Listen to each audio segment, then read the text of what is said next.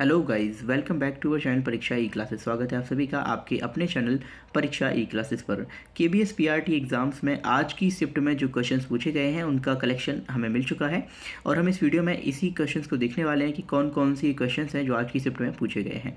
तो सबसे पहले हम ईवीएस की बात करते हैं। तो यहाँ पर आपसे ट्रॉपिकल फॉरेस्ट से रिलेटेड क्वेश्चन था, फिर तरुण भारत से और शेल्टर से रिलेटेड भी क्वेश्चन पूछे गए थे। अबू धाबी में कौन सा पेड़ लगाया जाता है ये पूछा गया था। नेक्स्ट, बारिश में नाचने वाला पक्षी कौन सा है, तो ये मोर है। पौधे का कौन सा पार्ट फोटोसिंथेसिस में हेल्प करता है, तो ये पौधों की जो पत्तियां होती हैं वो हेल्प करती हैं। मध्य प्रदेश में जो प्याज है इसकी स्पीडिंग में कौन सा टूल यूज़ होता है, ये क्वेश्चन बताना था।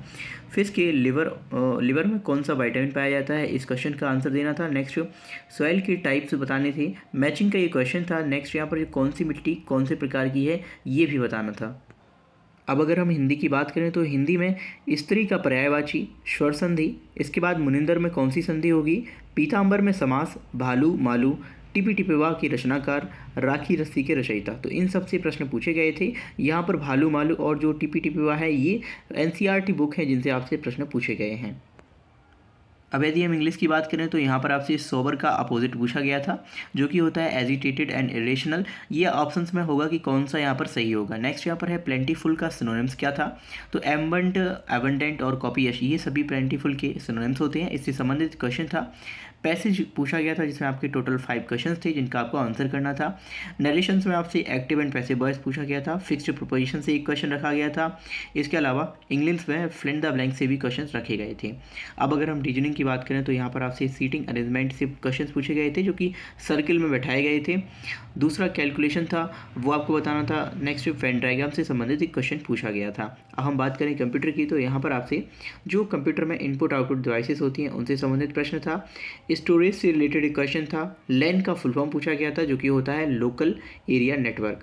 अब हम बात करें यदि मैथ की तो मैथ में आपसे प्रॉफिट एंड लॉस से संबंधित क्वेश्चन पूछा गया था। देन 1947 को रोमन नंबर में लिखना था। 3 क्रमांक संख्याओं का योग दिया था, इससे संबंधित प्रश्न था। क्वेश्चन तो यहाँ पर पूरा पता नहीं है क्योंकि हमें केवल यहाँ पर जो क्वेश्चन है उनका हिंट मिला है। फिर HCF LCM से संबंधित प्रश्न था जो आप जानते हैं कि HCF into LCM equals to होता है नंबर 1 इंटू नंबर 2। तो यहाँ पर आपको एक नंबर दिया था, दोनों संख्याओं का LCM भी दिया था, दूसरा नंबर यहाँ पर फाइंड करना था। अब यदि हम बात करें तो नेक्स्ट क्वेश्चन है मिलियन, ट्रिलियन और बिलियन में संख्या से प्रश्न था, वो भी यहाँ पर पूछा गया था। अब अगर हम बात करते हैं जीके की तो यहाँ पर आपसे हिस्ट्री के जो क्वेश्चंस हैं वो पूछे गए थे।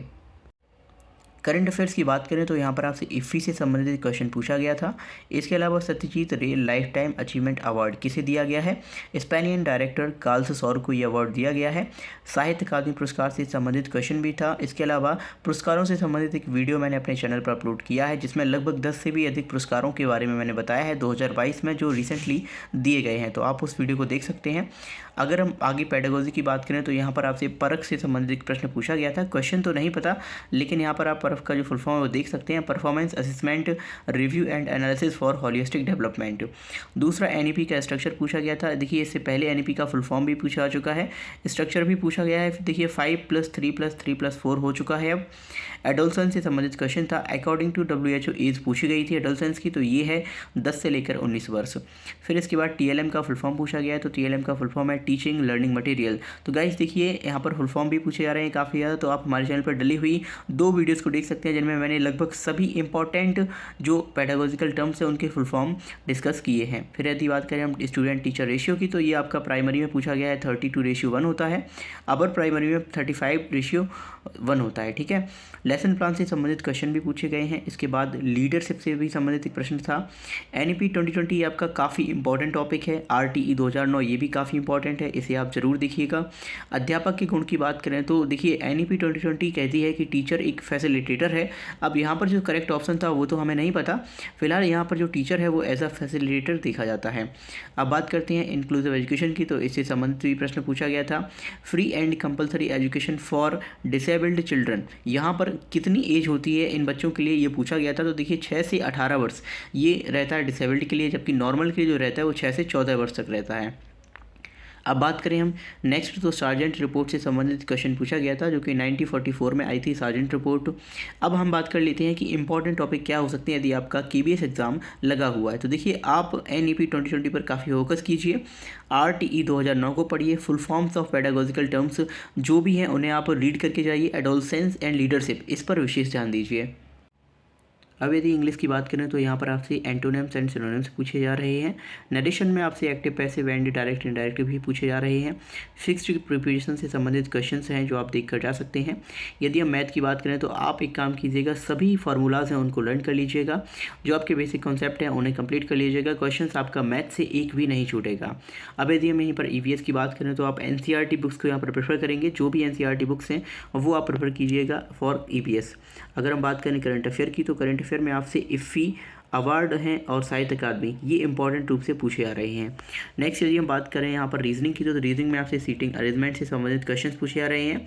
दोनों टाइप के आप देख सकते हैं, जो सर्कुलर होता है एंड रेक्टेंगुलर होता है, दोनों तरह की जो सीटिंग अरेंजमेंट है वो देखिएगा।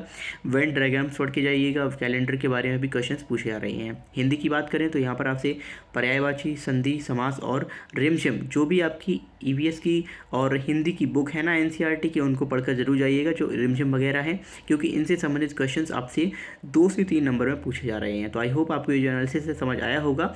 यदि आप चैनल पर नए हैं तो प्लीज़ चैनल को सब्सक्राइब कीजिए and thank you for watching this video.